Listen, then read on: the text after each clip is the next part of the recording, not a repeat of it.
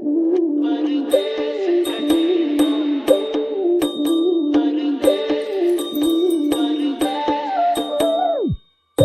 ते मैथू दूर गया है, होके सजन मजबूर गया है। अखियां दे वास्ते खुशियां होवन, होके हिजर विच चूर गया है। सोना पया परदेस कटेंदा, सजना नू दूरों दूरों वेंदा।